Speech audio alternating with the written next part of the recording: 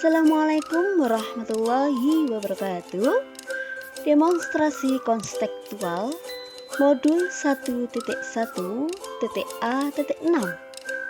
Comic Education dengan judul Keponya Bu Sakti tentang pemikiran filosofis Ki Hajar Dewantara, pendidikan yang berpihak kepada murid, oleh Ani Hanifah, SDN Gesik Cimandi, Sedati, CGP Angkatan 7, Kabupaten Sidoarjo.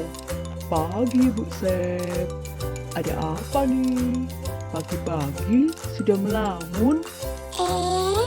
Pak Yadi, ini loh Pak, lagi bingung lihat Bu Ani. Loh, kenapa Bu? Ada apa dengan Bu Ani?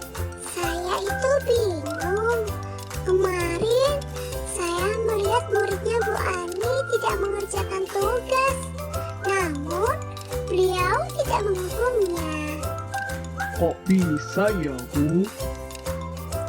Iya Pak, beliau hanya menasihati murid tersebut, lalu diminta untuk mengikuti pelajaran. Ah, mana mungkin? Seharusnya dihukum. Lagian, guru-guru di sini biasanya dihukum. Ya itu yang membuat saya bingung.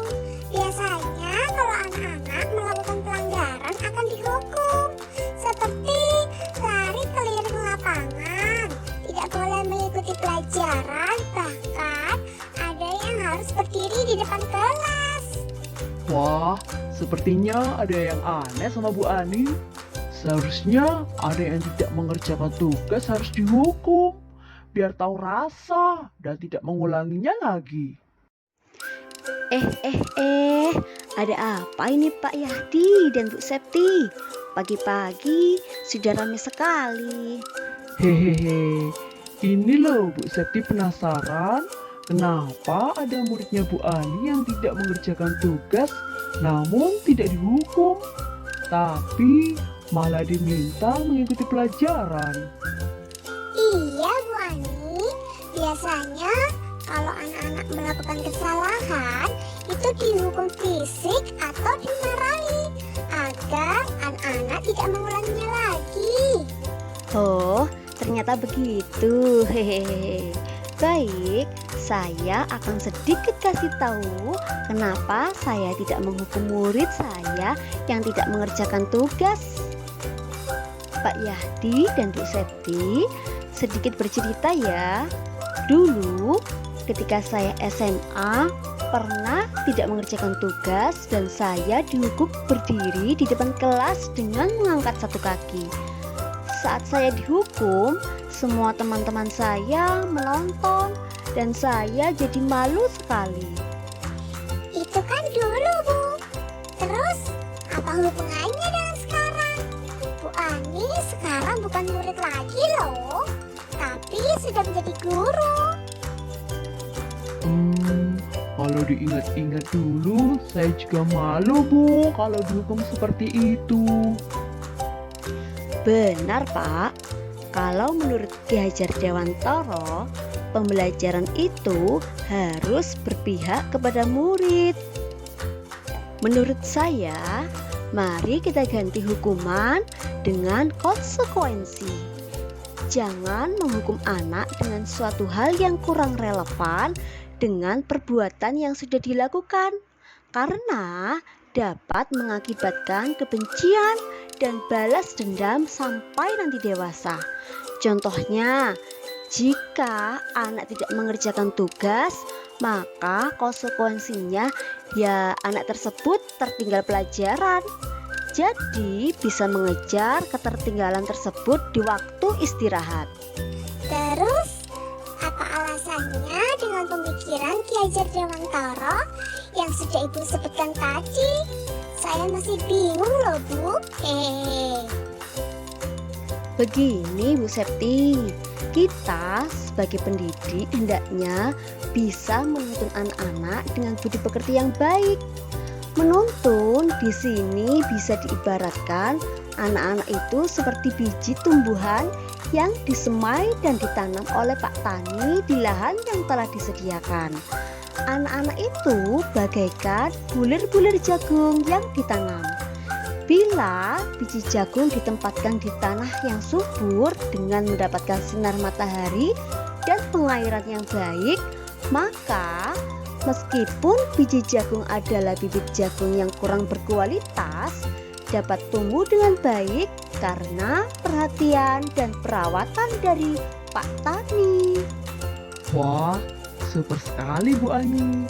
Terima kasih sudah membuka pikiran kami dari cara mengajar kami yang seperti zaman penjajahan. Wah, ternyata pemikiran Ki Hajar Dewantara sangat luar biasa ya Bu. Mulai sekarang saya berjanji akan mendidik dan menuntun anak dengan hati yang tulus agar budi pekerti anak-anak bisa tumbuh dengan baik. Dan saya tidak akan main tugu lagi deh. Hehehe. Saya pamit dulu ya Bu Septi dan Bu Ani, karena saya sudah janjian sama anak-anak mau membuat karya dari botol bekas. Baik Pak, silahkan. Insya Allah kita akan selalu memberikan pengajaran yang terbaik untuk murid kita. Bu, saya boleh tanya lagi nggak ya? Dengan senang hati Bu Septi. Ada yang bisa saya bantu? Kemarin saya lihat Bu Ani mengelompokkan anak-anak dengan aneh. Seperti Chandra yang sudah bisa membaca dikelompokkan dengan Gibran yang lancar membaca juga. Dan ada lagi murid Tasya yang mampu mewarnai dikelompokkan dengan Yola yang kemarin ikut lomba mewarnai dapat juara. Menurut saya kurang adil Bu. Jadi seperti itu. Begini Bu, alasan saya. Menurut Ki Hajar Dewantara, kita sebagai pendidik sejatinya mendidik sesuai dengan kodrat alam dan kodrat zaman. Bila melihat dari kodrat zaman, pendidikan saat ini menekankan pada kemampuan anak untuk memiliki keterampilan abad ke-21. Sedangkan dalam memaknai kodrat alam, maka konteks lokal sosial budaya murid di Indonesia Barat tentu memiliki karakteristik yang berbeda dengan murid di Indonesia Tengah atau Indonesia Timur. Waduh, apa Bu Ani tidak capek ya mengajar mereka dengan cara yang berbeda? Kalau saya mah sudah pusing sekali Bu. Hehehe. Bu Septi, seperti halnya jika kita menanam padi, maka akan tumbuh padi dan tidak akan tumbuh menjadi jagung. Saya tidak akan memaksa anak yang bakatnya menggambar untuk bisa mempunyai kemampuan menari. Setiap anak mempunyai keunikan sendiri-sendiri dan anak tidak bisa dipaksa untuk bisa, namun butuh tuntunan untuk bisa menjadi pribadi yang lebih baik. Jadi, tujuan saya mengelompokkan anak sesuai gaya belajarnya yaitu agar anak-anak bisa berekspresi sesuai dengan bakat, minat, dan potensi yang dimiliki. Jadi seperti itu ya Bu. Sekarang saya mulai mengerti tentang kodrat alam dan kodrat zaman. Terima kasih banyak sudah memberikan pencerahan. Oh iya Bu, kira-kira apa ya tantangannya saat menerapkan pemikiran Ki Hajar Dewantara dalam proses pembelajaran? Soalnya saya juga pengen menerapkannya di kelas Bu. Hehehe. Tantangan yang saya hadapi adalah kesulitan dalam mendeteksi gaya belajar murid karena anak SD masih belum bisa memahami potensi yang terkandung pada dirinya. Biasanya mereka hanya ikut-ikutan teman saja. Selain itu, saya juga kesusahan dalam melakukan penilaian dengan tugas yang berbeda di masing-masing kelompok. Wah, dengan tantangan seperti itu, kira-kira solusinya apa ya, Bu? Saya jadi penasaran nih. Saat awal pembelajaran, saya akan melakukan tes diagnostik kognitif maupun non-kognitif kepada anak-anak. Ada 3 tipe gaya belajar anak, yaitu auditorik, visual, dan kinestetik.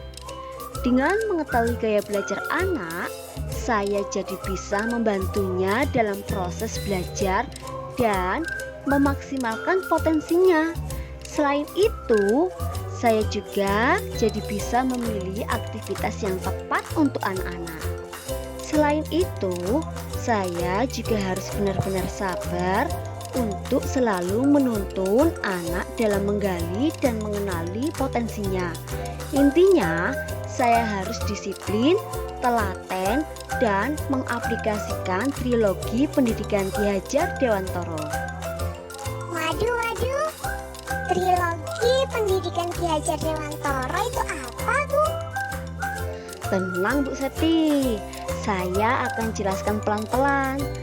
Trilogi merupakan semboyan Ki Hajar Dewantara yang berbunyi Ing ngarsa sumtulodo, ing madya mangun karso, tutwuri handayani, yang mempunyai arti di depan guru seharusnya memberi contoh, di tengah guru memberi motivasi, dan di belakang guru memberi dorongan atau mendorong sesuai dengan kreativitas anak.